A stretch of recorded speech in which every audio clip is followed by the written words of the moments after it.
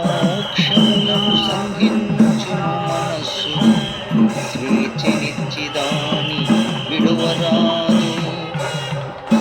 విడువకున్ననాత్మ విశ్వేశ్వరుని చేరు కాళికాంబా హంస కాళికాంబా.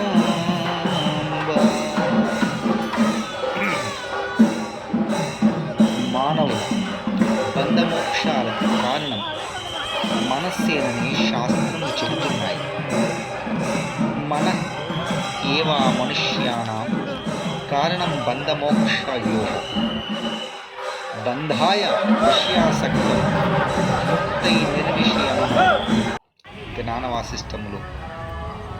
మనస్సే మనుజుల బంధమోక్షాలకు కారణమవుతుంది.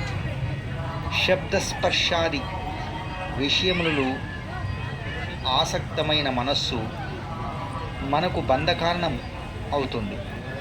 విషయరహితమైన మనస్సు మనకు ముక్తిదాయకమవుతుంది. అందుకనే స్వాముల వారు బంధమోక్షమును సంధించును మనస్సు అన్నారు. అంటే మనస్సే మన బంధమోక్షాలకు కారణమవుతుంది కనుక స్వేచ్ఛనిచ్చి దానిని విడువరాదు అన్నారు. అంటే శబ్దస్పర్శరూపరసన గంధములను విషయములలోనికి మనస్సును పోనీయక దానిని నిగ్రహించాలి అని. అలా అది నిగ్రహించబడినప్పుడు ఆత్మ విశ్వేశ్వరుని చేరుతుంది. అంటే జీవనకు పరమేశ్వర సాక్షాత్కారం అవుతుందని శ్రీ వీరబ్రహ్మేంద్ర స్వాముల వారు తెలియజేస్తున్నారు.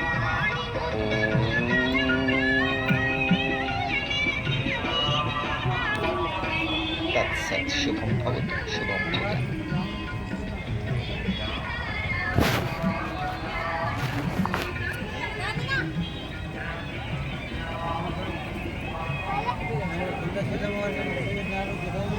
రాళ్ళని తీసుకెళ్తున్నారు అమ్మవారు.